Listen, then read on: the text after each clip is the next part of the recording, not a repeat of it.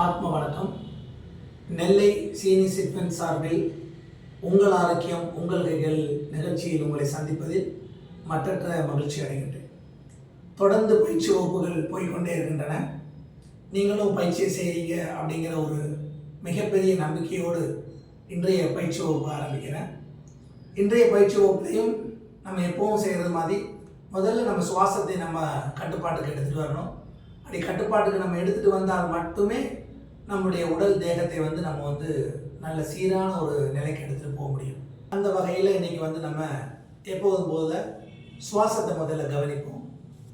நல்ல கண்களை மூடி நல்ல சின்முத்ரா வச்சு ஒரு 11 முறை ஆழமான சுவாசம், ஆழமான விடுதல். நல்லா மூச்சை உள்ளே எடுங்க, மெதுவாக மூச்சை வெளியே விடுங்க. மூச்சை உள்ளே எடுக்கின்ற போது குளிர்ந்த காற்று உடல் முழுவதும் சென்று உடல் குளிர்ச்சி அடைவதை நன்றாக உணருங்கள். மூச்சை வெளியில் விடும்போது உடலில் உள்ள சூடெல்லாம் உஷ்ணமெல்லாம் வெளியேறி உங்கள் உடல் தளர்வாக மாறுவதை நன்றாக உணருங்கள்.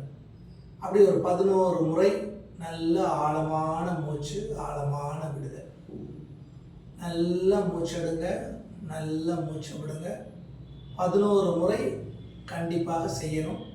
அப்படி செய்யும்போது தான் நம்முடைய பழக்க வழக்கங்களை சரி செய்ய முடியும், சுவாசத்தினுடைய பழக்கத்தை சரி செய்ய முடியும். அதனால் 11 முறை நல்லா ஆழமாக மூச்செடுத்து மூச்சு விடுங்க. கவனம் சுவாசத்தில் இருக்கட்டும், உடல் நேராக இருக்கட்டும், கழுத்து நேராக இருக்கட்டும், முதுகு தண்டம் அடைக்காதீங்க, நிமிர்ந்து உட்காருங்க.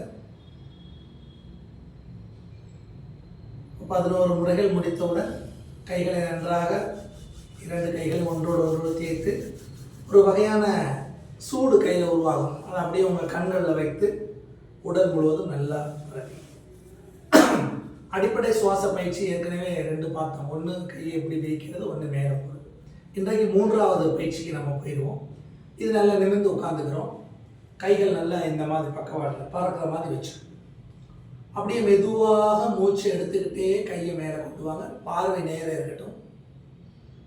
அப்படி மெதுவாக மூச்சை விட்டு மெதுவாக பாருங்கள். என்னுடைய கைகளை பாருங்கள். இங்கே ஒரு இடத்துக்கு வந்து அப்படி கைகளை திருப்பி அப்படி மெதுவாக, ரொம்ப முக்கியம் இந்த கைகளை திருப்புவது, இல்லைன்னா தோள்பட்டையில் வெளி வந்துடும். மீண்டும் ஒரு முறை நல்ல மெதுவாக மூச்சு எடுத்து அப்படியே கைகளை திருப்பி அப்படியே மூச்சு எடுத்துக்கிட்டே இருக்கணும். மூச்சை விடவே கூடாது. திரும்ப அப்படியே எக்ஸ்கேல், மூச்சை விடணும். அப்படியே கைகளை திருப்பி கீழே கொண்டு வந்து திரும்ப அப்படியே திரும்ப மூச்சு அப்படியே எடுத்துருவாங்க. அப்படியே கைகளை திருப்பி அப்படியே மேலே கொண்டு வாங்க. அப்படியே மூச்சை விட்டுட்டு அப்படியே கைகளை இலவாக பறக்கிற மாதிரி அப்படியே வச்சு அப்படியே கையை திருப்பி மெதுவாக வச்சு இப்படி ஒரு 11 முறை செய்யணும். ஏற்கனவே முதல் ஒரு விழிப்புணர்வுடன் கூடிய சுவாச பயிற்சி 2 பயிற்சி பண்ணுக்கு, அது 3வது பயிற்சி. இடுப்பு வரைக்கும் நம்ம பயிற்சிகளை முடிச்சிருக்கோம். இப்போ நம்முடைய பட்டர்ஃப்ளைன்னு சொல்லுவாங்க, இடுப்பு எலும்பு, பின்பக்க இடுப்பு எலும்பு. இது ரொம்ப முக்கியம். இதில் தேய்மானம் வரும். இந்த தேய்மானத்தை சரி செய்வதற்கான ஒரு சிறிய பயிற்சி முடிஞ்ச வரைக்கும், இப்போ நானே முடிஞ்ச வரைக்கும் தான் பண்ணுவேன். நல்லா இந்த மாதிரி காலை வச்சுக்கணும். இது பட்டர்ஃப்ளை ப்ராக்டிஸ்ன்னு சொல்லுவோம். சரி, இந்த மாதிரி நல்லா வச்சு கைகள் நல்லா பிடிச்சிக்கணும். இந்த மாதிரி பிடிச்சிக்கணும். நல்ல மெதுவாக அப்படியே பறக்கணும். இது பட்டர்ஃப்ளை எக்ஸசைஸ் வரைக்கும் நல்லா மெதுவாக நல்லா அப்படியே பண்ணணும். ரொம்ப ஸ்ட்ரெயின் பண்ணக்கூடாது, வலி வந்துடும். ஆனால் நல்லா முடிஞ்ச வரைக்கும் ஒரு 11 வாட்டி 12 வாட்டி பண்ணலாம். நல்லா அப்படியே ரிலாக்ஸ் பண்ணிக்கலாம். காலை நீட்டியாச்சு, காலை நீட்டி பார்த்துருக்கோம். சரியா? இப்போ பார்த்தீங்கன்னா இடுப்பு வரைக்கும் முடிச்சிட்டோம்.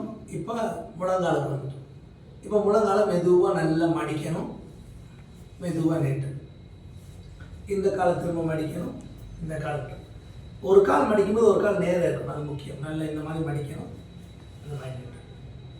இந்த மாதிரி 2 மடிக்கணும், இந்த மாதிரி நீட்டணும். இந்த மாதிரி மடிக்கணும், இந்த மாதிரி நீட்டணும். இப்படி ஒரு 12 முறை 12 முறை செஞ்சதுக்கப்புறம் 2 காலை மடித்து நல்லா க்ளோஸ் பண்ணுறது மாதிரி ரொம்போடு இருக்குமா. மெதுவாக திரும்ப நல்லா மடக்கணும், அடி மெதுவாக திரும்ப நல்லா மடக்கணும், திரும்ப மெதுவாக திரும்ப நல்லா மடக்கணும், திரும்ப நல்லா மெதுவாக. இப்போ முழங்கால் முடிச்சாச்சு. இப்போ இந்த கரண்டை கால் சொல்லுவாங்க, இதுக்கு உண்டான பயிற்சி. நல்ல கை நல்லா சப்போர்ட்டாக வச்சுக்கோங்க. அப்படியே ரொட்டேட் பண்ணுங்க. 1 2 3 4 5 6. இப்போ ரிவர்ஸில் 1 2 3 4 5 6. இப்போ அப் அண்ட் டவுன் 1 2 3 4 5 6. இப்போ கிளென்ச் 1 2 3 4 5 6. இப்போ நம்ம கிட்டத்தட்ட 9 வகையான அசையும் மூட்டுகளுக்கு உண்டான பயிற்சிகளை முடிச்சிருக்கோம். ஒவ்வொரு பயிற்சியும் முடிச்சிருக்கிறோம். இப்போ நல்ல சுகாசனத்துக்கு வந்துடுங்க. இந்த மாதிரி சுகாசனம் நல்ல காலை எவ்வளோ தூரம் நிகழ முடியுமோ நீண்டு நல்ல இந்த மாதிரி கைகளை நல்லா இங்கே வச்சு அமைதியாக உட்கார்ந்து உங்களுடைய சுவாசத்தில் கவனத்தை வச்சு உடலை தளர்த்துங்க. விரைவாக உடலை தளர்த்தும் பயிற்சி. நல்லா மூச்செடுத்து நல்லா மூச்செடுத்து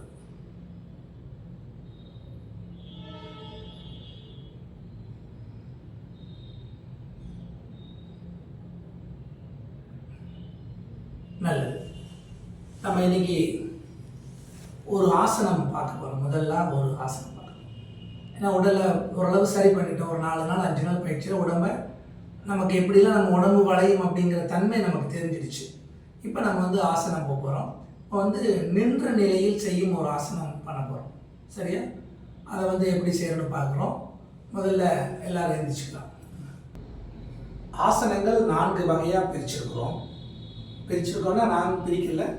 ஆண்டாண்டு காலமாக நம்முடைய சித்தர்கள் முனிவர்கள் ஆசனத்தை 4 விதமாக பிரிச்சு. ஒன்று நின்ற நிலையில் செய்யக்கூடிய ஆசனங்கள், இன்னொன்று அமர்ந்த நிலையில் செய்யும் ஆசனங்கள், இன்னொன்று குப்பரப்படுத்தாத நம்ம முகம் தரையில் பட்டு செய்யக்கூடிய ஆசனங்கள், இன்னொன்று மல்லாந்து படுத்து செய்யக்கூடிய ஆசனங்கள்.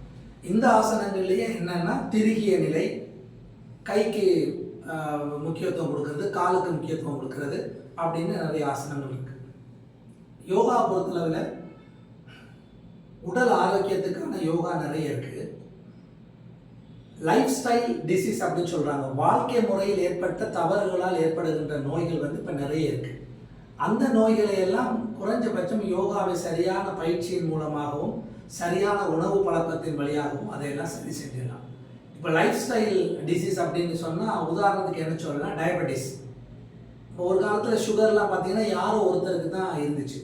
ஆனால் இன்றைக்கி பார்த்தீங்கன்னா கிட்டத்தட்ட 10 பேர் எடுத்துட்டோம்னா ஒரு 8 பேருக்கு சுகர் இருக்குது. அப்படிங்கிற சூழ்நிலையில் நம்ம வாழ்ந்துட்டுருக்கோம். இதுக்கு முழுக்க காரணம் நம்மளுடைய லைஃப் ஸ்டைல், நம்முடைய தூக்கம், நம்முடைய உணவு முறை, நம்முடைய எண்ணங்கள், நம்முடைய நடை உடை பாவனை இதெல்லாம் மாறிப்போச்சு.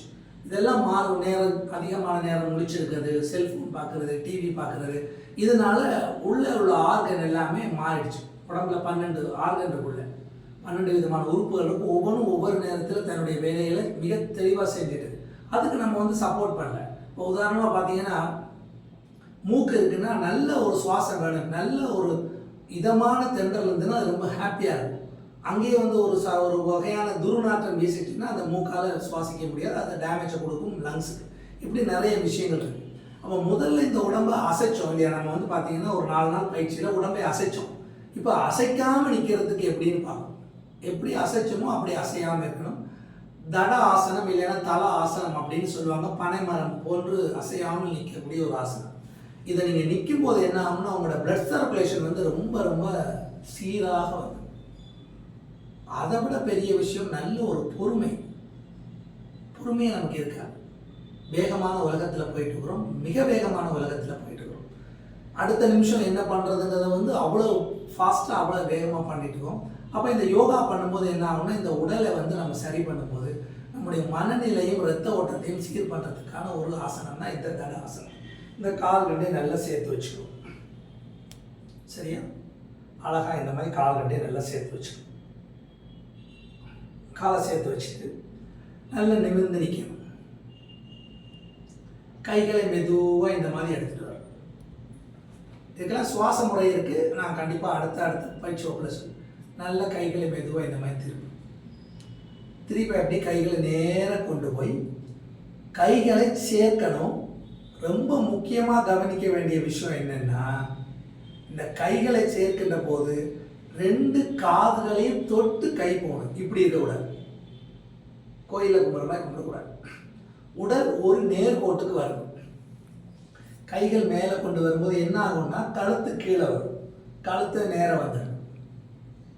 நல்லா இந்த மாதிரி மேலே கொண்டு வரணும். இப்போ எவ்வளவு தூரம் கையை மேலே கொண்டு போக முடியுதோ அவ்வளோ தூரம் நம்முடைய முதுகு எலும்பு இந்த பகுதியை ஸ்ட்ரெச் பண்ணும். அப்படியே மேலே எடுத்துக்கிட்டே போகணும். அப்போ கை நல்லா இங்கே கொண்டு போயிட்டோம். அப்படியே நல்ல மேலே கையை கொண்டு போகிறோம். நல்லா மேலே கொண்டு போங்க. எவ்வளோ தூரம் கொண்டு போக முடியும் கொண்டு போய் கண்களை மூடி நல்லா ஆழமாக சுவாசம் பண்ணுங்க.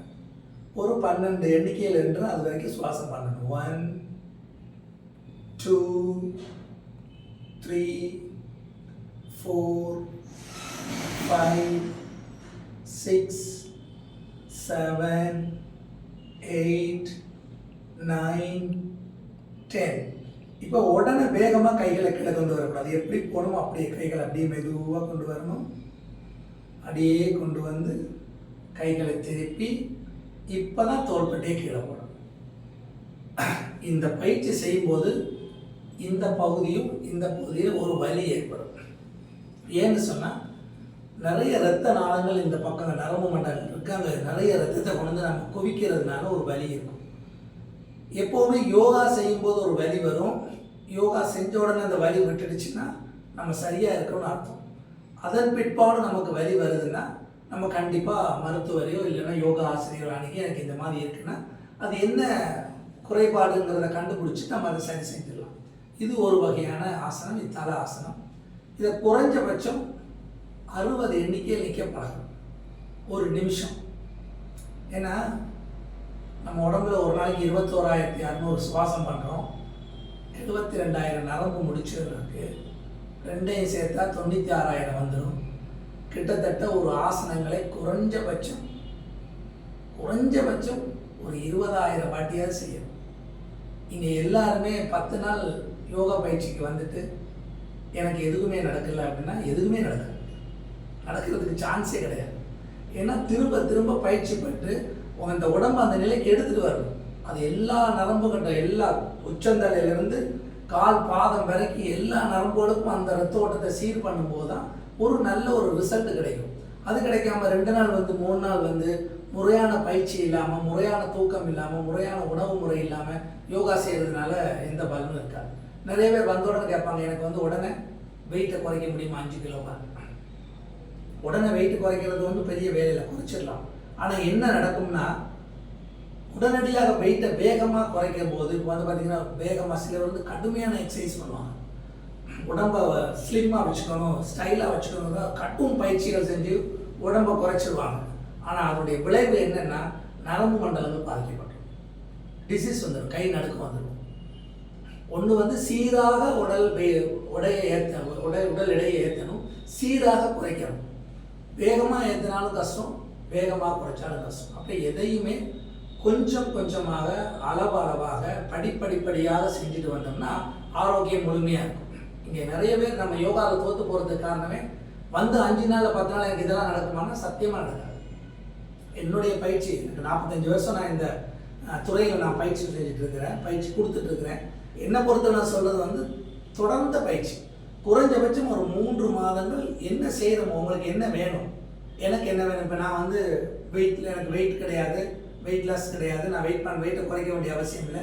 அப்போ நான் வேகமாக போட்டு கடுமையான ஆசனங்களாக செஞ்சோம்னா எனக்கு எலும்புல தேய்மானங்கள் உருவாகி, அப்போ என்னுடைய வெயிட்டுக்கு, என்னுடைய உடல்வாக்குக்கு, என்னுடைய வயசுக்கு என்ன வேணுமோ அதை மட்டும்தான் நான் செய்யணும்.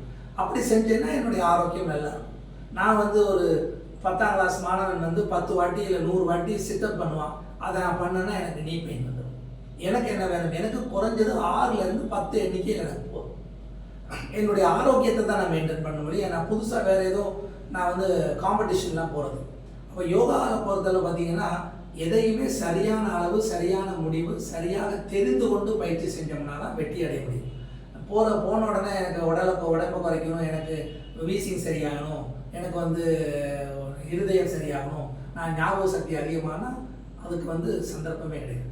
பயிற்சி செய்யணும், நல்ல உணவை உட்கொள்ளணும், நல்ல ஓய்வெடுக்கணும். யோகாவில் 4 விஷயம் ரொம்ப ரொம்ப முக்கியம். நல்ல உணவு, நல்ல உறக்கம், நல்ல வேலை. உங்கள் வேலையை ரொம்ப தெளிவாக கரெக்டாக டென்ஷன் இல்லாமல் செய்யணும். நல்ல என்டர்டெயின்மெண்ட், அதாவது நல்ல பொழுதுபோக்கு இருக்குது. நல்ல பொழுதுபோக்குன்னா எப்படி? வாக்கிங் போகிறது, நண்பர்களோடு உட்காந்து பேசுகிறது, அப்படி குடும்பத்தோடு உட்காந்து பேசுறது, இதுதான் நல்ல பொழுதுபோக்குன்னு சொன்னால் இப்போ நம்ம என்ன பண்ணிட்டு இருக்கோம்? செல்ஃபோன் எடுத்து வச்சுக்கிறோம், பார்த்துக்கிட்டே இருக்கிறோம். இப்படி இருக்கிற என்னுடைய தலை மைனஸ் வெயிட்டில் இருக்குது. என்னுடைய கழுத்து இங்கே வெயிட்டே இல்லை, நான் நார்மலாக இருக்கேன்.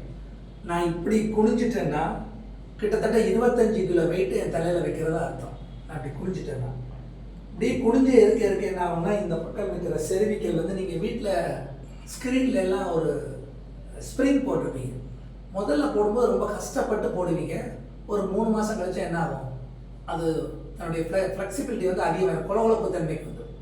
ஏன்னா இழுத்து நம்ம ஸ்க்ரீன் எடுப்போம், துவைப்போம், இழுப்போம், திரும்ப மாட்டோம், இழுத்து அதோடைய ஸ்டிப்னஸ் வந்து போயிடும். அதே மாதிரி தான் இந்த கழுத்தை தேவையில்லாமல் குனிய இதோட ஸ்டிப்னஸ் போயிடும். செர்விக்கல் பெயின் வந்துன்னு சொல்லுவாங்க. கழுத்து தேவை என்ன பண்ண? செல்ஃபோன் பார்க்குறது என்ன பண்ணும்? இந்த மாதிரி வச்சு பார்க்கணும். அந்த காலத்தில் படிக்கிற டேபிள்லாம் பார்த்தீங்கன்னா ஒரு சயின்டிஃபிக்காக இருக்கும், ஒரு அட்டை இருக்கும், அது மேலே வச்சு இப்படி படிப்பாங்க, கழுத்து கீழே வராது. இன்றைக்கி நம்ம எல்லாமே குனிஞ்சு பண்ணுறதுனால செர்விக்கல் வந்துடும். ஸோ அப்போ இந்த தட ஆசனத்தை நீங்கள் தொடர்ந்து பண்ணும்போது இந்த செர்விக்கலை ஸ்ட்ரென்தன் பண்ணுறதுக்கு நமக்கு நல்ல ஒரு சந்தர்ப்பம் கிடைக்கும். ஸோ இன்றைய இந்த ஆசனம் தொடர்ந்து செய்யுங்க. இது வந்து பொதுவாக, இப்போ நான் சொல்கிறதுலாம் பொதுவான ஆசனம். நான் வந்து லைஃப் ஸ்டைல் டிசீஸுக்கான ஆசனங்களே நான் வரல. அது வந்து யார் கேட்குறாங்களோ அதை நம்ம செய்யணும். அதுக்கு தனியாக காலங்கள் நம்ம ஒதுக்கி வச்சுருக்கோம். இப்போ வந்து பொதுவாக எல்லாரும் ஆரோக்கியமாக இருக்கணும். நம்முடைய தலையங்கமே என்ன கொடுத்துருக்கோம்? உங்கள் ஆரோக்கியம் உங்கள் கைகள். அதுக்கான ஆசனங்களை மட்டும்தான் சொல்கிறோம். ஸோ இன்றைய வகுப்பில் வந்து இந்த ஆசனத்தை நீங்கள் தொடர்ந்து செய்யணும் அப்படின்னு கேட்டுக்கொண்டு, ஆரோக்கியமான வாழ்வே மனிதனின் மிகப்பெரிய சொத்து என்று சொல்லி இன்றைய பயிற்சி வகுப்பை முடிவு செய்கிறேன். உங்களிடமிருந்து விடைபெறுவது உங்கள் அன்பு ஜெகன்மோகன். நன்றி.